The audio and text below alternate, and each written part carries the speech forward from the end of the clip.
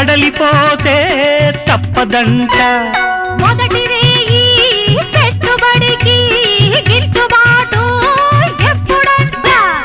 3 నాళ్ళ ముచ్చటంతా డసిపోతే గిట్టదంట రేయి రేయి మొదటి రేయి కావాలంటే ఎట్టాగంట సూర్యుడొచ్చి తలుపు తడితే తీయకుంటే చాలంట తొలి రేయి గిలిపుడితే తుది రేయి కలబడితే వయసు పోరు తీరాలిరా వలపు జోరు